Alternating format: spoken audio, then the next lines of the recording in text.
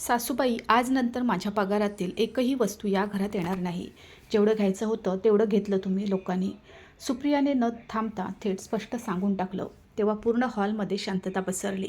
पती मिलिंद वर्तमानपत्र वाचता वाचता थांबला आणि सासऱ्यांनी चष्मा खाली सरकवून सुप्रियाकडे असं बघितलं जणू तिने एखादा गुन्हा केला असावा. तेवढ्या शांतीताईंनी चहाचा कप टेबलवर जोरात ठेवला आणि टोमणा मारण्याच्या सुरुवात म्हणाल्या, खूप लवकर आपले रंग दाखवले सुनबाई. अजून या घरात येऊन 2 वर्षेही झाले नाहीत आणि आत्ता कमाई स्वतःची झाली. हे ऐकून सुप्रिया हसली, पण ते हसू टोमण्यापेक्षाही जास्त टोचणारं होतं. ती म्हणाली, कमाई माझी सुरुवातीपासूनच माझीच होती सासूबाई. फक्त मीच तुम्हाला आपलं समजून देऊन टाकत होते, पण तुम्ही त्याला आपला हक्क समजून घेतलं आणि मला पूर्णपणे कंगाल करून सोडलं. प्रत्येक छोट्या गोष्टीसाठी मला हात पसरावा लागतो. मिलिंदने हळूचमध्ये बोलण्याचा प्रयत्न केला. सुप्रिया, हे काय करत आहेस? सकाळी सकाळी तमाशा करू नकोस. पण सुप्रिया आज थांबणार नव्हती. तिने थेट मिलिंदकडे बघितलं आणि म्हणाली, तमाशा आज काही नवीन होत नाही आहे मिलिंद. तमाशा तर तेव्हापासून होत आहे जेव्हापासून माझ्या प्रत्येक महिन्याचा पूर्ण पगार तुमच्या आईच्या हातात जात आहे आणि मला माझ्याच पैशांसाठी हात पसरावा लागत आहे. हे घर आहे की बँक जिथे मी फक्त पैसा जमा करण्यासाठी ठेवली गेले आहे? शांतीताई रागाने उभ्या राहिल्या आणि ओरडून म्हणाल्या, तर काय चुकीचं केलं आम्ही?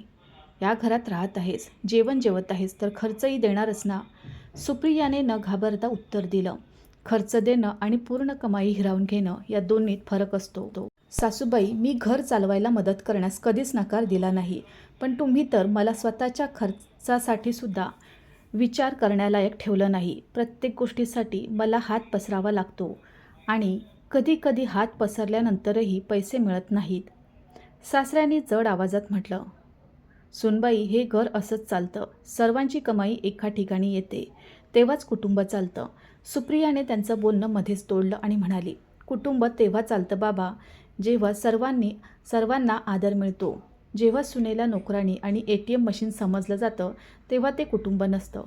मिलिंद पूर्णपणे अस्वस्थ झाला होता. त्याने सुप्रियाचा हात पकडण्याचा प्रयत्न केला, पण सुप्रियाने तो झटकला आणि रागाने म्हणाली, आज निर्णय होईल मिलिंद.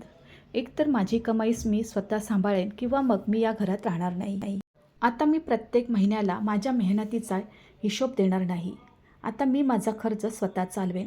शांतीताई तिळपापड झाल्या आणि टोमणे मारत म्हणाल्या, अच्छा, तर आता आपल्या माहेरच्या लोकांसारखं राहण्याचा नाद लागला आहे? त्यांनी शिकवलं आहे ना हे सगळं?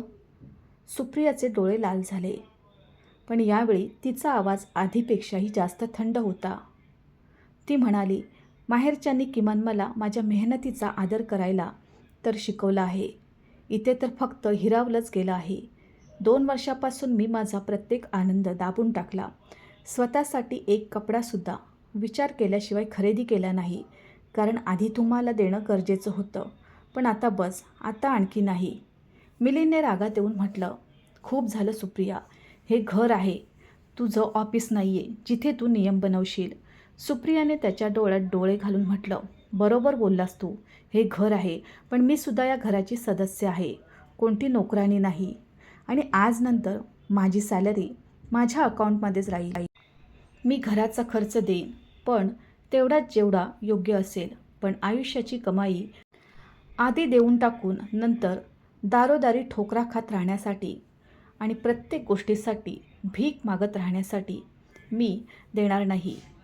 खोलीत अशी शांतता पसरली जणू कोणी सर्वांचा आवाजच हिरावून घेतला असावा.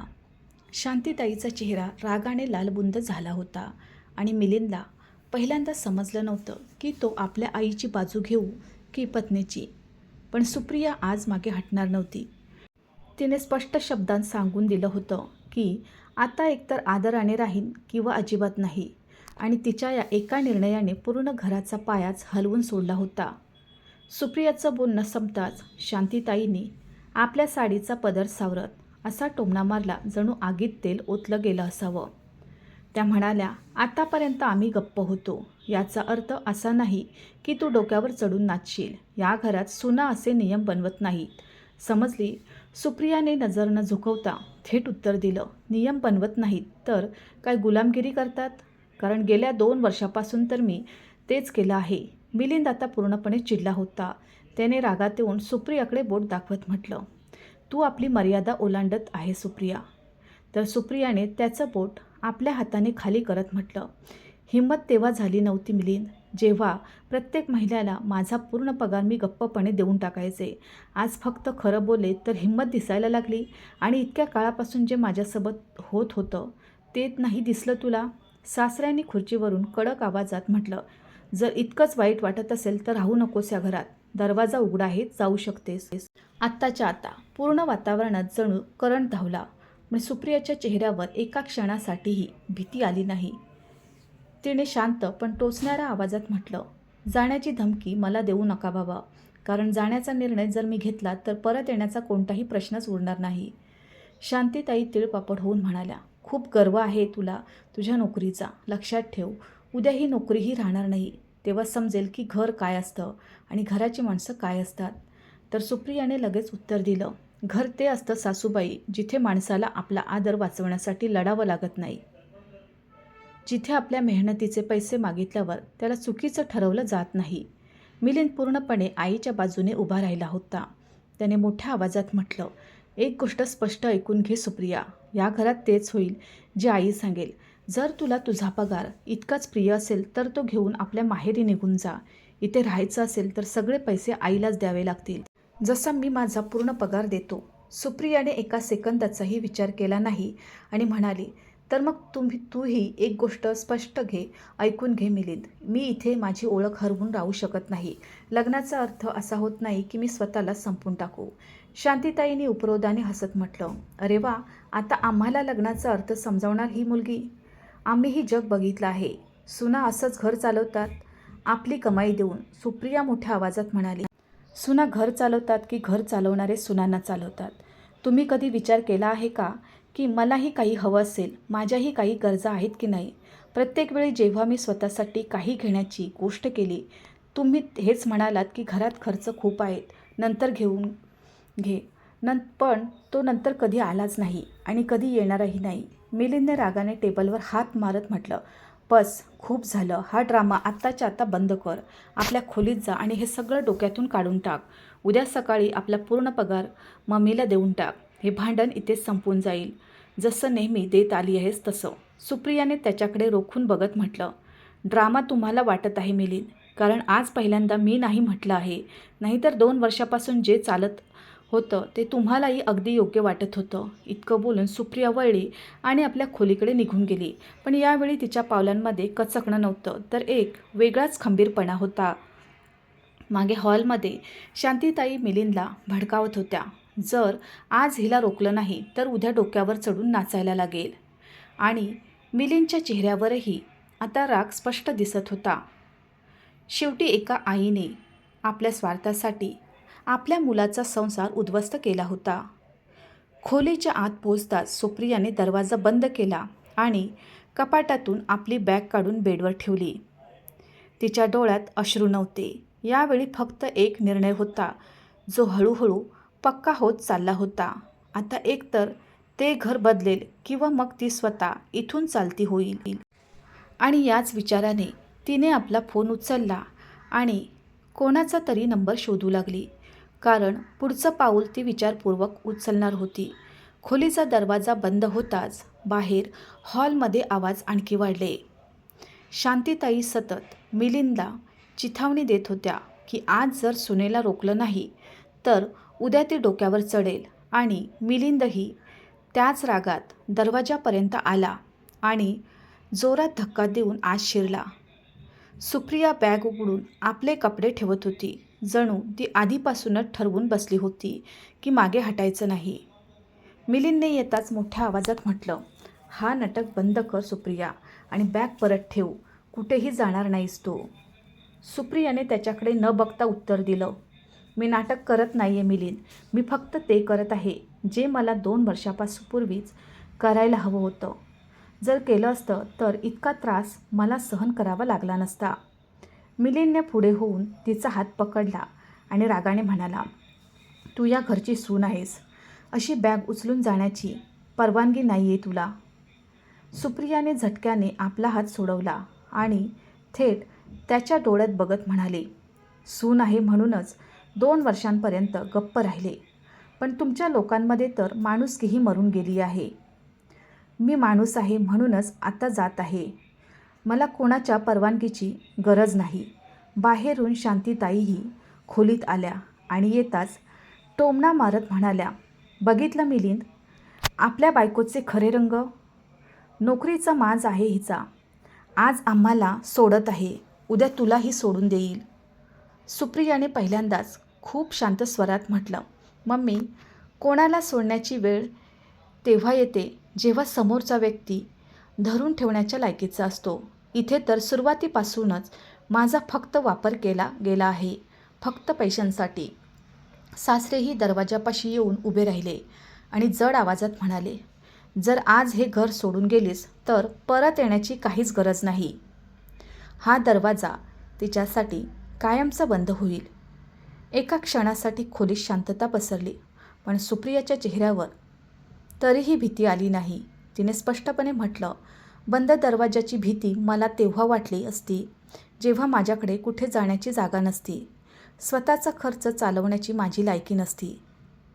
पण मी स्वतः कमावते, आपल्या पायावर उभी आहे, भुकेली मरणार नाही. डोक्यावर छप्पर नक्कीच असेल. मिलिंदने रागात येऊन तिचा फोन हिरावून घेण्याचा प्रयत्न केला आणि म्हणाला, कोणाला फोन करत होतीस तू? आपल्या माहेरच्या लोकांना बोलावत आहेस का तमाशा करण्यासाठी? तर सुप्रियाने फोन घट्ट पकडला आणि म्हणाली, मला कोणाला बोलावण्याची गरज नाही आहे मिलिंद. मी एकटी आले होते या घरात आणि एकटीच जात आहे. मला आधाराची सवय नाही. शांतीताई परत म्हणाल्या, जात आहे तर जाऊ दे, पण लक्षात ठेव, समाजात आमचीही इज्जत आहे. उद्या लोक बोट आमच्यावर नाही तुझ्यावरही उचलतील. सुप्रियाने बॅग बंद केली आणि ती खांद्यावर टाकत म्हणाली, समाजाला उत्तर देणं मला येतं सासूबाई. मी हेही सांगून देईन की सुनेने घर का सोडलं, कशा प्रकारे तिच्या मेहनतीची कमाई हिरावून घेतली जायची आणि कसं तिला प्रत्येक छोट्या मोठ्या गरजेसाठी तरसवलं जायचं. हे ऐकताच शांतीताईच्या चेहऱ्याचा रंग उडाला. पण आता गोष्ट हाताबाहेर गेली होती. मिलिंद एका क्षणासाठी शांत झाला. जणू त्याला समजत नव्हतं की पुढे काय करावं, पण त्याच्या आतला अहंकार अजूनही जिवंत होता. त्याने दरवाजाकडे इशारा करत म्हटलं, ठीक आहे, जायचं आहे तर जा, पण लक्षात ठेव, परत येण्यासाठी कोणतीही जागा नसेल. सुप्रियाने थेट म्हटलं, मला परत येण्याची गरजच नाही. असं म्हणत तिने दरवाजा उघडला आणि बाहेर पाऊल टाकलं. मागून शांतीताईचा आवाज आला, बघा, 2 दिवसात स्वतः रांगत परत येईल.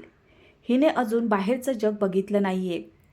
पण सुप्रियाने एक वेळाही मागे वळून बघितलं नाही. यावेळी तिच्या चेहऱ्यावर पहिल्यांदाच फक्त हलकासा दिलासा होता, कारण तिला जाणीव झाली होती की तिने फक्त घर सोडलं नाहीये, तर आपल्या आयुष्यावर पुन्हा आपला हक्क मिळवला आहे. आणि आता पुढचा पाऊल ती खूप विचार करून उचलणार होती, कारण ही लढाई अजून संपली नव्हती, तर खरी सुरुवात तर आता झाली होती.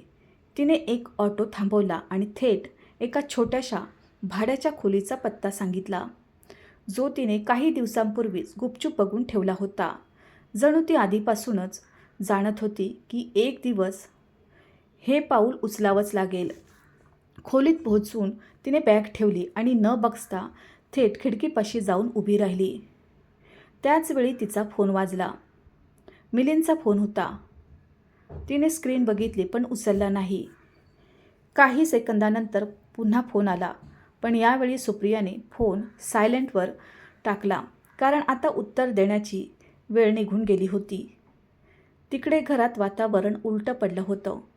शांतीताईंना वाटत होतं की सुप्रिया 2 तासानंतर परत येईल, पण संध्याकाळ होता होता किचनमधली शेगडी थंड पडली होती. मिलिंदला स्वतः चहा बनवावा लागला आणि सासरे शांत बसून होते. पहिल्यांदाच त्यांना जाणीव होत होती की ज्या मुलीला ते फक्त पैशाचं साधन समजत होते, तीच या घरची खरी गरज होती. रात्रीपर्यंत मिलिंदचा राग अस्वस्थतेत बदलला. त्याने वारंवार सुप्रियाला फोन केला, मेसेज केला, परत ये, बोलून सगळं मिटवून घेऊ. पण सुप्रियाने एक वेळाही उत्तर दिलं नाही, कारण आता ती सगळं सहन करता करता थकली होती. दुसऱ्या दिवशी सकाळी सुप्रिया आपल्या नवीन खोलीत उठली. तेव्हा तिच्या चेहऱ्यावर भीती नव्हती, तर एक वेगळी शांतता होती. तिने सर्वात आधी आपलं बँक ॲप उघडलं आणि आपला पगार बघितला, जो पूर्णच्या पूर्ण तिच्याच अकाउंटमध्ये होता. त्याच वेळी तिच्या फोनवर मिलिंदचा मेसेज आला, घरी परत ये. आई आता काही बोलणार नाही. सुप्रियाने लांब श्वास घेतला आणि थेट उत्तर टाईप केलं. घरी परत येण्यासाठी फक्त शांतता नाही, तर आदर हवा असतो, आणि तो मला तिथे कधीच मिळणार नाही. मी हे चांगलं जाणून आहे. संध्याकाळ होता होता मिलिंद स्वतः तिच्या दारापर्यंत पोहोचला. दरवाजा उघडला तर समोर सुप्रिया उभी होती. पण यावेळी ती शांत राहणारी सुप्रिया नव्हती.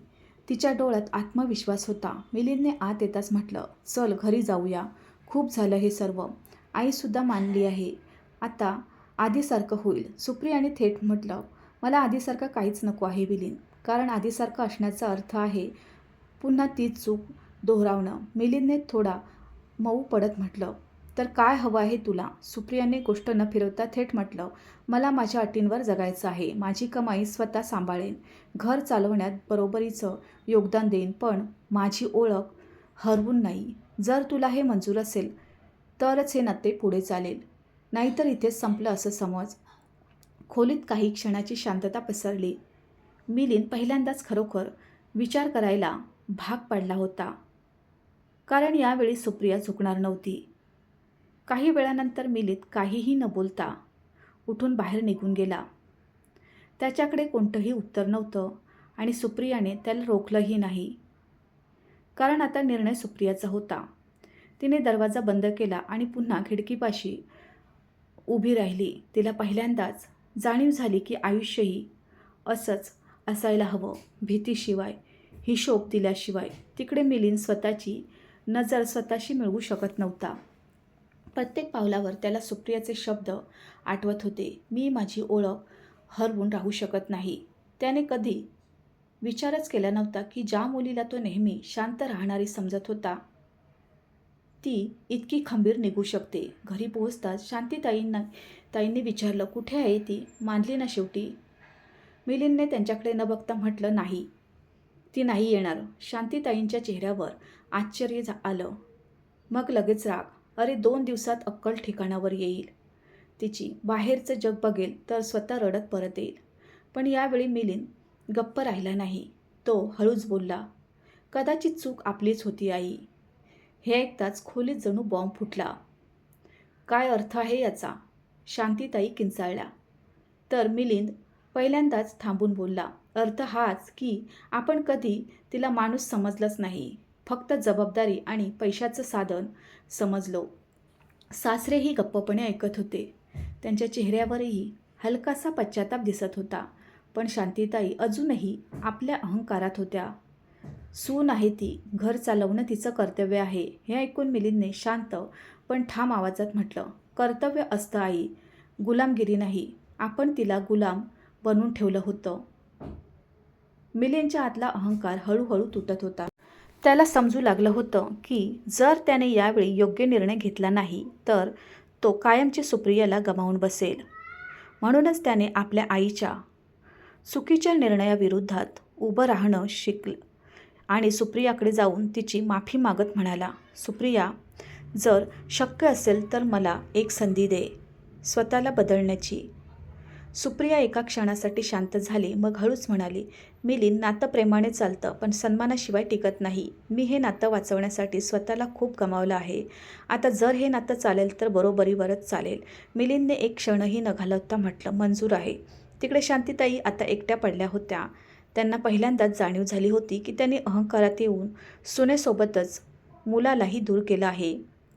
पण आता पश्चाताप करून काय फायदा, जेव्हा वेळ निघून गेली आहे.